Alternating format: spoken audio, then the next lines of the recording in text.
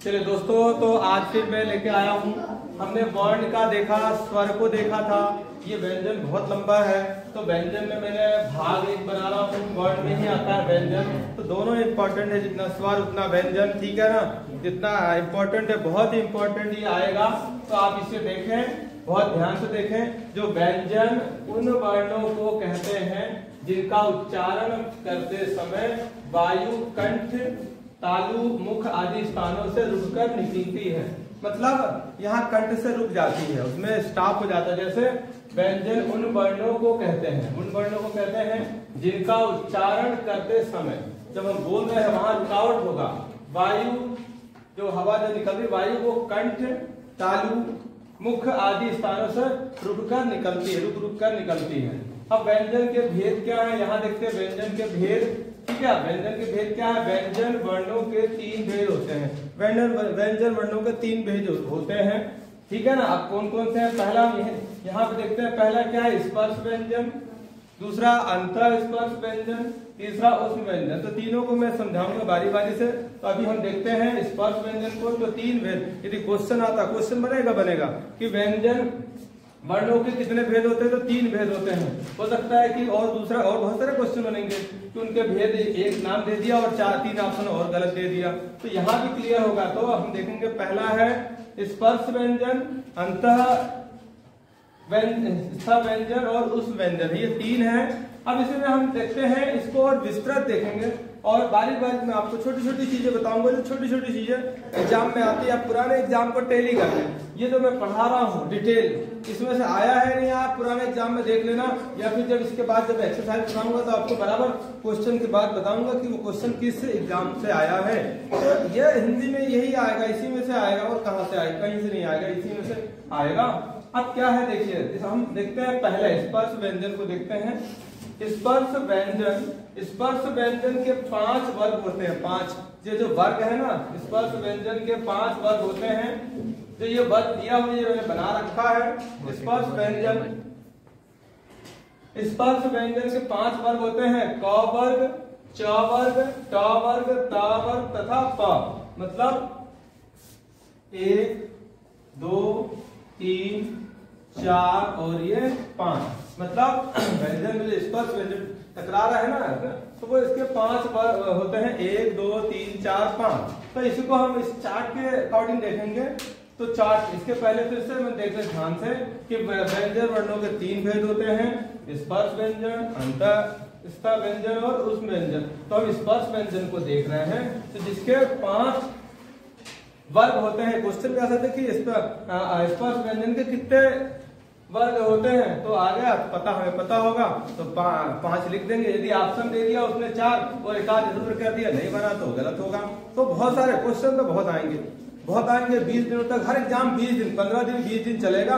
तो आप देखेंगे कि बहुत सारे क्वेश्चन और सारे एग्जाम आप देखें, पटवारी, मदरसा शिक्षक, जेल प्रहरी, टीजीटी, पीआरटी, ठीक है ना। इन सारे एग्जाम में हिंदी कॉमन है, इंग्लिश कॉमन है, करंट अफेयर्स कॉमन है। जो मैं पढ़ा रहा हूँ आपको वो सारे कॉमन है। मतलब मैं आपको क्या पढ़ा रहा हूँ, हिंदी, इंग्लिश और GK, current affairs, general knowledge का, वो पूरा कॉमन जो है आएगा। अब हम इस चार्ट को देखते हैं। ये जो है क वर्ग में क, ख, ग, घ। अच्छा, सबको याद है 52 अक्षर हिंदी के, सबको याद है। परंतु जब सीरियल की बात आती है तो खत्म हो जाते हैं। बोले हमको तो पता रहता है, जब पूछा जाएगा आपको तो अपने आप को, जब मेरा वीडियो आप देख रहे हैं, आप उसको रोक के आप ढूंढना क, ख, ग कहाँ आ रहा है। सीरियल से क्वेश्चन वहीं फंसता है और वहीं गलत होता है। तो क वर्ग में क, ख, ग, घ, ये आता है। 1, 2, 3, 4, 5, तो ये आ गया। तो आप देखें क, ख, ग, घ, ये हो गया। अब हम देखते हैं च वर्ग में च, छ, ज, झ, ञ। तो ये च आ गया, छ आ गया, ज आ गया, झ है और ञ। अब ट वर्ग में देखते हैं ट, थ, ड, ढ, न। ट, थ, ड, ढ और न। तो आपने देखा कि क वर्ण को देखा, च वर्ण को देखा, ट वर्ण को देखा, एक ही जगह सब कुछ अवेलेबल है। अब ता को हम देखते हैं, ता। तो ता,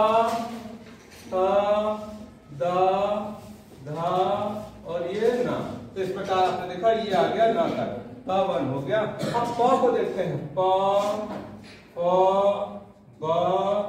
भ म, मतलब हार्ड नहीं है परंतु रिवाइज करना पड़ेगा। इस वीडियो के माध्यम से आप इजी रिवाइज कर लेंगे। बहुत आसान से मैंने बनाया हूँ ये चार्ट, आप देखें आपको हर जगह अवेलेबल नहीं होगा, आप इस वीडियो को बड़े ध्यान देखेंगे आपको चार्ट मिलेगा। और आगे देखते हैं और इसी में अब और मैं जो वीडियो अब इसके बाद हम इसको बात करेंगे, तो उसके पहले मैं थोड़ा सा आपको बताऊं कि ये जो मेरा कॉन्टेक्ट नंबर है 9589133908 सर अभय सिंह, आप इसे सर्च करते रहें और ये बिल्कुल आपका फ्री है, टोटल फ्री, मतलब किसी को कोई डाउट नहीं होना चाहिए कि पैसा लग रहा है क्या, कुछ ऐसा कुछ नहीं, फ्री, टोटल फ्री है, ये फ्री है बिल्कुल, ठीक है ना। तो और आगे देखते हैं थोड़ा सा, चलिए देखते हैं आगे के क्वेश्चन को। आगे के भाग का यहाँ पे हमने पहला देखा, अब दूसरा देखते हैं, दूसरा इसी व्यंजन में, और ये भाग एक है, इसके बाद भाग दो भी आएगा वर्ण में, क्योंकि लंबा है, थोड़ा सा लंबा होना भी चाहिए।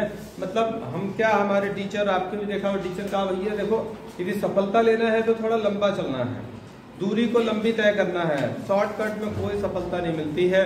वो तो किस्मत वाले होते हैं, दो चार नहीं मिल जाती है, वो ढोलक पीटते रहते हैं, परंतु लंबा लंबा पढ़ते रहो, डिस्क्रिप्टिव पढ़ते रहो लंबा। तो यहाँ देखते हैं अंतःस्थ क्या है, व्यंजन जो है मध्य में रहने वाले वर्णों को अंतःस्थ व्यंजन कहते हैं, जो मध्य में रहते हैं, ठीक है। अब इसमें ज्यादा है नहीं, थोड़ा देखते हैं अंतःस्थ वर्णों की संख्या, यह इंपॉर्टेंट है।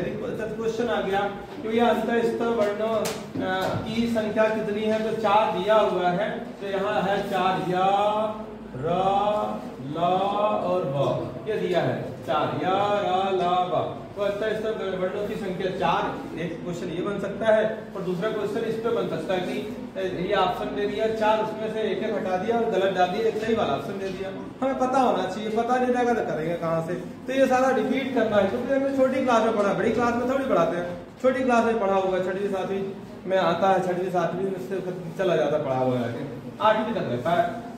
अगला देखते हैं उष्म व्यंजन, उष्म से ही नाम है गर्म, तो क्या कहना है, जिन वर्णों के उच्चारण करते समय श्वास वायु गर्म होकर बाहर निकलती है उन्हें उष्म व्यंजन कहते हैं। मतलब जिन वर्णों के उच्चारण करने पे जो श्वास वायु जो हवा है जो गर्म निकलती है, कैसे कहते हैं, गर्म निकलेगी, वो उष्म व्यंजन कहलाते हैं। उष्म व्यंजन की संख्या 4 होती है। अच्छा, उष्म व्यंजन की संख्या भी 4 होती है, कौन सी है, सा, श, सा और या हा, तो इस प्रकार ये भी 4 होती है। तो इसमें देखें अब क्या है, उच्चारण की दृष्टि से व्यंजनों के भेद, ये तो हमने समझा, देखे ध्यान से देखें, अंतःस्थ मध्य में रहने वाले वर्णों को अंतःस्थ व्यंजन कहते हैं। अंतःस्थ वर्णों की संख्या 4 है, या रा ला वा। अब तीसरा क्या है, दूसरा क्लियर हो गया, थोड़ा सा था, हमें पता होना चाहिए। थर्ड क्या है, उष्म व्यंजन, जिन वर्णों के उच्चारण करते समय श्वास वायु गर्म होकर, मतलब श्वास वायु गर्म होकर निकले, उन्हें उष्म व्यंजन कहते हैं। अब हम देखते हैं उस व्यंजन की संख्या, उस व्यंजन संख्या 4 होती है, श, श, स, ह।